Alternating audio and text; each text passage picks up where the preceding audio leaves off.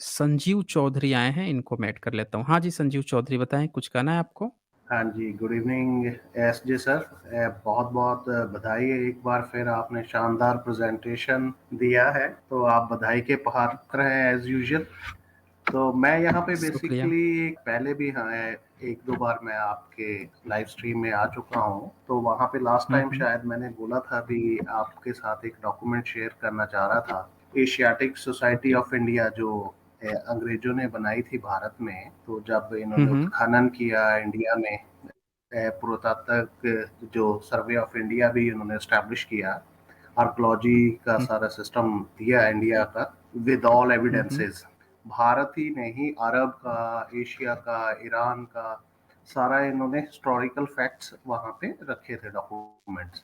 अभी आजकल वो एशियाटिक सोसाइटी ऑफ इंडिया में भी बहुत से आर्काइव मिल नहीं रहे हैं, जब से इंडिया में को पता ही है फासिस्ट फोर्सेस एक्टिव हुई हैं, तो हर चीज़ों पे ये कब्जा करके सबूतों को ख़त्म कर रहे हैं। तो एक मेरे पास पुराना डॉक्यूमेंट पड़ा है, 2018-19 में मेरे पास था ये, एशियाटिक सोसाइटी ऑफ इंडिया का, जिसमें कि ओके। कास्टिज्म के बारे में बताया गया है कि भारत में जाति जाति प्रथा कब एस्टैब्लिश हुई है। तो ये हुँ, हुँ। अकबर के टाइम में, मैंने पहले भी अपने वक्तव्य में बताया था भी, अकबर के टाइम में जो ये नवरत्न जिनको बोला जा रहा है, बहुत महिमा मंडित किया जाता है इनको, तो इनकी हुँ, हुँ। सारी देन है, राजस्थानी इनकी किया धरा है सारा भारत में भी। वहां पे जो लोग जो जो अपने कार्य कर रहे थे, उनके ऊपर इन्होंने गवर्नमेंट हुक्म, जो अकबर की हुकूमत के जरिए इन्होंने हुक्म जारी किया भी, जो आदमी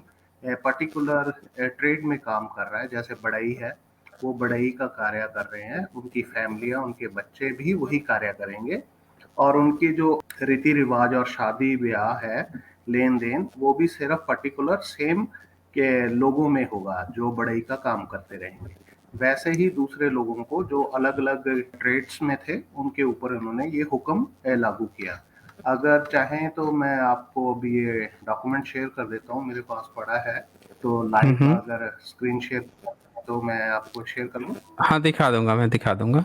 दी एन ए आईने अकबरी अकबरी। बाय अबुल हाँ, फजल जी। अगर ओके। शायद आपने पहले देखा हो तो अलग बात है। तो this is from archive of archaeological survey of India के, जो इन्होंने पहले उसे एशियाटिक सोसाइटी ऑफ कोलकाता इन्होंने एस्टैब्लिश की थी, by colonel uh, uh. H S Jarrett, secretary and uh, member board of examiners Calcutta, publish by the Asiatic Society of Bengal, volume 3 है। हुँ, 1894 में हुँ। ये पब्लिश हुआ बाप्टिस्ट मिशन प्रेस कलकत्ता में।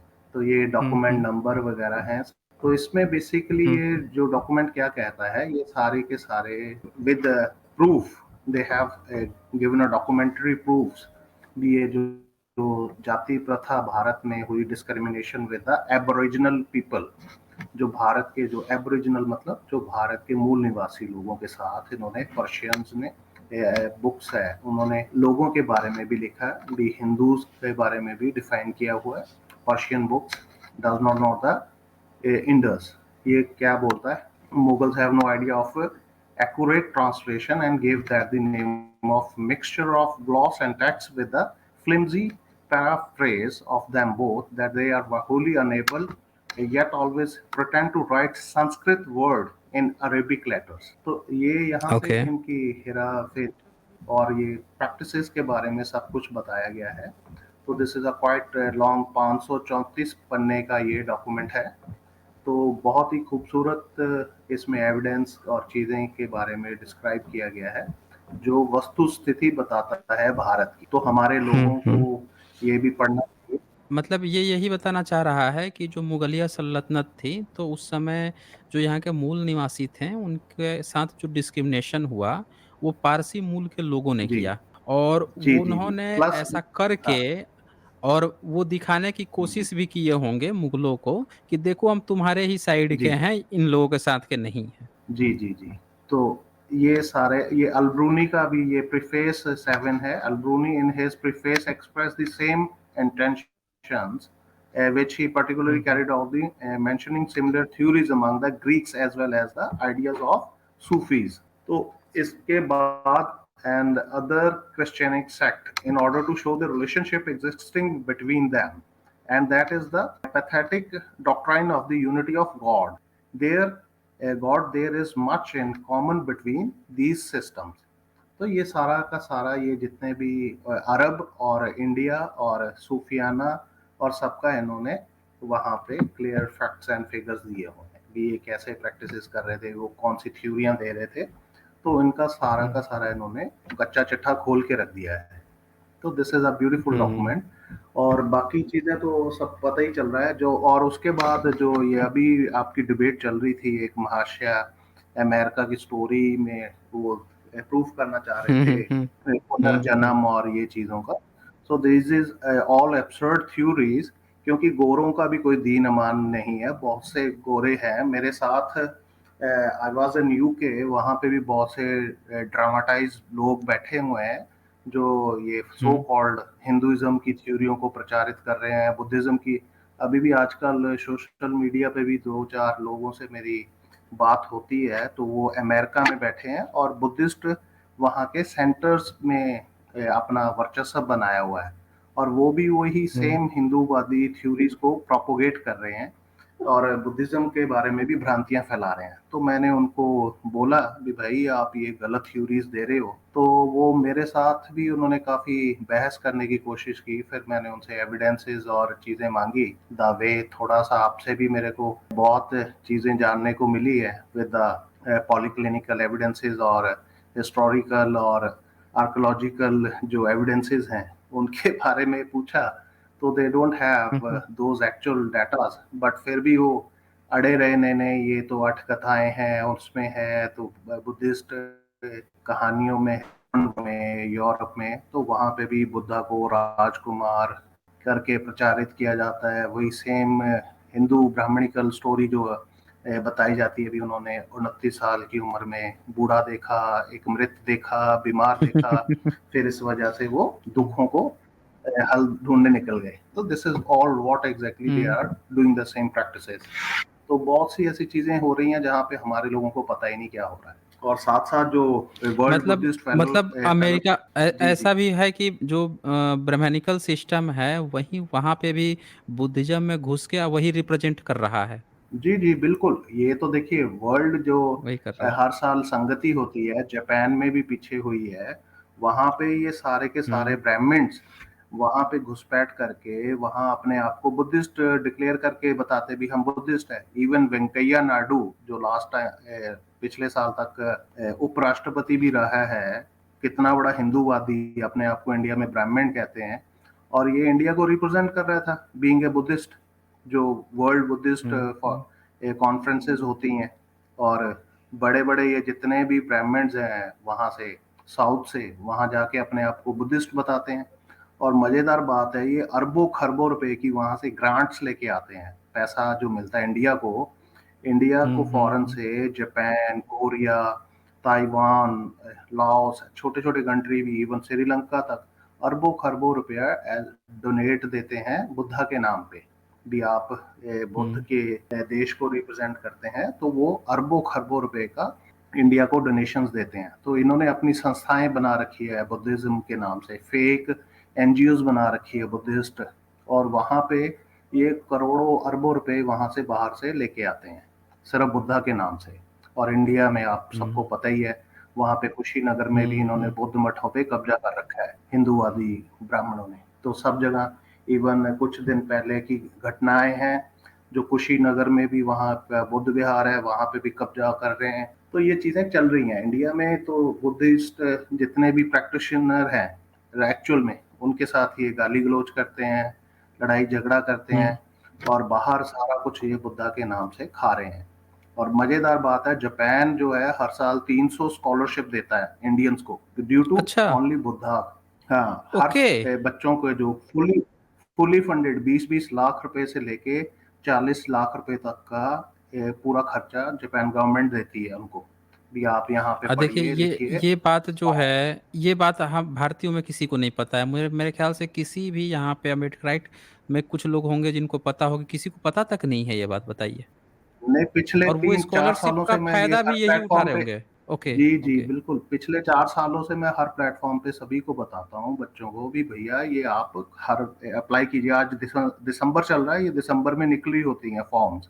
आम जनता को तो हुँ, पता ही हुँ। नहीं चलता। इवन जापान एम्बेसी में भी जो बैठे हैं इंडियंस, वो हुँ, बदमाश हुँ। यही लोग बैठे हैं, आप पता ही नहीं लगने देते हैं। और सारी की सारी जो ये 300 करते स्कॉलरशिपें होंगे अपने होंगी, बच्चों को, वो सारी अपने बच्चों को करा लेते हाँ, होंगे। बिल्कुल। हाँ, बिल्कुल, 100% सारी ब्राह्मण्स जाते हैं उसमें। अब थोड़े से ओके। 2-4% जो है महाराष्ट्र से जाने लग गए हैं। जब से उनको पता चला है, हुँ, हुँ। महाराष्ट्र के जितने भी बुद्धिस्ट हैं, नागपुर वाले या कुछ उधर से, थोड़े से 5-10% वहाँ से जाने लगे हैं। अदरवाइज़ 100% यही लोग जा रहे थे। यूपी के भरे हुँ। हुए जितने भी हैं, तो ये सब ब्राह्मण्स हैं, वही फ़ायदा लेते हैं। और भी अच्छा, बहुत उसके से बारे में प्रोग्राम्स आप हैं कुछ इवन और भी बिज़नेस में, बता सकते हैं जापान क्या? फाउंडेशन। इसको कैसे अप्लाई जी, जी, करें या बिल्कुल। इस तरह का कुछ इसमें जो आप। स्कॉलरशिप लेना चाहते हैं, हुँ, हुँ। जापान फाउंडेशन करके एक संस्था है, वहाँ पे डायरेक्ट आप वेबसाइट पे चले जाइए। Japan scholarship programs for Indians search करेंगे गूगल पे, तब भी आ जाएगा। इवन जापान एम्बेसी है डायरेक्ट, वहाँ पे भी आप चेक कर सकते हैं। तो वहाँ पे आप ये अप्लाई कर सकते हैं। आप आफ्टर ग्रेजुएशन प्रोग्राम्स हैं, पोस्ट ग्रेजुएशन ग्रेजुएशन प्रोग्राम भी हैं। तो वहाँ पे देखेंगे आपको ये स्कॉलरशिप का प्रोग्राम मिल जाएँगे। उसके बाद बिज़नेस के लिए जेथरो एक फाउंडेशन है जापान की, तो वहाँ हुँ, पे हुँ। इंडियंस को वहाँ पे फ्री ऑफ कॉस्ट जापान में टोक्यो में बिज़नेस प्रमोशन के लिए वो अपने यहाँ पे 1 महीने से 3 महीने तक अलग-अलग प्रोग्राम्स हैं। वहाँ पे खाना-पीना और फ्री ऑफ़िस देते हैं, भी आप अपना बिज़नेस यहाँ पे प्रमोट कर सकते हैं। तो ऐसी-ऐसी चीज़ें होती हैं, इंडियंस हमें पता ही नहीं है। तो हर कंट्री हाँ, ये कुछ नहीं ना कुछ पता है ये। भारत को दे रहा है। बड़े-बड़े जितने भी ट्रेड कमीशंस हैं, वो उनसे अगर आप राब्ता करेंगे, एम्बेसीज़ में जा हर एम्बेसी में चेक करेंगे, अमेरिका हो गया, यूके हो गया, जर्मनी हो गया, तो ये लोग इंडिया को इतनी स्कॉलरशिप्स देते हैं, पैसा देते हैं, जो कि आम जनता को पता ही नहीं चलता। और ये पता ही नहीं चलने देते कि यहाँ उनकी एम्बेसीज़ में भी जितने भी इंडियन ऑफिशियल्स बैठे हैं, वो भी सारे के सारे ब्राह्मण्स हैं। तो वो आम जनता तक वो स्कीम्स पहुँचने ही नहीं देते। तो ये सारी हुँ, की हुँ। सारी खत्म हो जाती हैं स्कीम्स। तो इसमें यहाँ लिखा हुआ है, एक स्कॉलरशिप दिया है, one will be awarded a monthly stipend of GPY 117,000 78,772 rupees. इतना इंडियन रुपीज जी, ओके,78,772 रुपए पर मंथ स्टाइपेंड दे रहा है मंथली। जापान। जी, जी। हाँ, भारतीयों के लिए जी, जी, मंथली दे रहा है। देखिए, अभी तो ये तो क्योंकि हर ठीक साल है, इनकी ये चेंज तो होती है अभी। हुँ। ये तो ठीक है, ये तो भारत में भी जो पीएचडी स्कॉलर्स जो होते हैं, उनको भी इतनी नहीं देते हैं सब। भारत में पीएचडी स्कॉलर को 30, 35, 40 इतना देते हैं, यहाँ तो ये ग्रेजुएट, अंडर ग्रेजुएट प्रोग्राम के लिए इतना दे रहा है। हाँ, तो इसमें मज़ेदार बात सुनिएगा, ये जो जयशंकर है भारत का अभी विदेश मंत्री बन के घूम रहा है, वो भी फ्री में हुँ, जापान हुँ। में पढ़ के आया हुआ है, उसने पीएचडी वहीं से की हुई है। वो भी बुद्धिस्ट ओके, स्कॉलरशिप के लिए गया हुआ है। और से तो और बहुत सी ओके। सारी हैं, एक इंडियन गवर्नमेंट में ऑफिशियल्स बैठे हैं, वो भी सारे ब्राह्मण ही हैं ज़्यादातर। वो सब के सब हुँ, जापान हुँ। में ही पढ़ के आए हुए हैं। एक इकोनॉमिस्ट है, लेडी है, वो उसका मैं नाम भूल गया हूँ। तो वो भी बहुत आजकल मीडिया में छाई हुई है। तो हुँ, वो हुँ। भी वहीं से जापान से पढ़ के आए हुए हैं। तो ये लोग बताते ही नहीं है अभी आम जनता को भी भई तुमने इसको कैसे अवेल करना है, कैसे नहीं।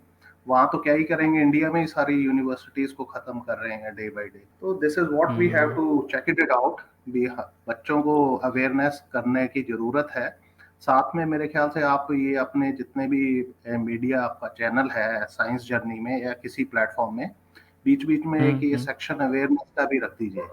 भी हाँ, इस यूथ पे को मैं, कैसे। ये मेरा पेंडिंग है, मैं सोच रहा हूँ कि इसको या तो 2 हफ्ते पर या मंथली जो है पूरा एक लिस्ट लाया जाता, जिसमें अपने बच्चों को कहाँ पे पीएचडी या एमटेक या फिर इस तरह के ग्रेजुएशन के या बाहर के क्या स्कोप है, ये सारी जानकारी दी जाती। और कैसे, क्योंकि ये जी, जी। ब्राह्मणिकल सिस्टम बताएँ बुद्ध के नाम पे सारा चीज़ खा रहा है, यहाँ बैठ के बुद्ध को गाली दे रहा है दिन-रात। बुद्ध के नाम पे खा रहा यही है, तो। यहीं पे बुद्ध को बैठ के दिन-रात गाली दे रहा है, ऊपर से नीचे तक। और मज़ेदार बात ये है, जो बुद्ध के एक्चुअल में वारिस हैं, उनको बुद्ध के बारे में पता ही हाँ, नहीं है। पता ही वो नहीं ढोल है। हाँ, नगाड़े यही किसी यही और के बात है। नाम के बजा रहे हैं। ये सिलसिला काफ़ी लंबा है। इसमें हमारी तरफ से जो भी कोई योगदान होगा तो हम करने को तैयार हैं। ठीक है जी, बहुत अच्छा रहेगा, क्योंकि बहुत सी चीज़ें हाँ, हाँ। जहाँ पे कि बिज़नेस कम्युनिटी को हेल्प करने के लिए हम सपोर्ट कर सकते हैं, यूथ एंटरप्रेन्योरशिप में और एजुकेशन में भी ज़्यादा से ज़्यादा लोगों को अपने छोटे-छोटे एकेडमीज़ एस्टेब्लिश करनी चाहिए। स्कूल, छोटे-छोटे हुँ, स्कूल हुँ। भी कर सकते हैं जिसमें कि यंग बच्चों को पढ़ाया जा सकता है। उनको इंग्लिश हो गया, फॉरेन लैंग्वेजेस तो सीखनी चाहिए। इसमें जापानीज़ है, फिर मैंडेटरियन हुँ, आज की हुँ। डेट में चाइनीज़ बहुत इम्पोर्टेंट है। अगर कुछ बच्चे सुन रहे हैं तो वो मेरी उनसे तरफ से मैं उनको यही सलाह देना चाहूँगा कि वो जापानीज़ सीखें, यूरोपियन कोई भी हुँ, लैंग्वेज हुँ। सीख लें, फ्रेंच हो गई, हुँ। इटालियन हो गई, जर्मन हो गई, फिर उसके साथ मैंडेटरियन जो चाइनीज़ लैंग्वेज है बहुत इम्पोर्टेंट है। फ्यूचर आने वाला चाइना का है दुनिया में। दुनिया में वर्चस्व हाँ। चाइना का होने वाला है। तो आपको चाइनीज़ आनी बिल्कुल। बहुत ज़रूरी है। तो hmm, hmm. This is what I would like to say, और थैंक यू, अगर आप कुछ कहना चाहें। Okay, okay. हाँ, संजीव चौधरी जी, बहुत अच्छा किया आपने, एक अच्छी इन्फॉर्मेशन दी और यहाँ पे जो भी साथी देख रहे हैं, जो ग्रेजुएशन, अंडर ग्रेजुएशन और या फिर इवन पीएचडी के लिए भी उसमें था सीट्स, तो जो भी ऐसा करना चाहते हैं आप लोग जुड़ें और भी जानकारी हम लोग लेकर आएँगे आप लोगों के लिए इस तरह की। शुक्रिया आपका Sanjeev ji. Okay. Thank you. हाँ, थैंक यू।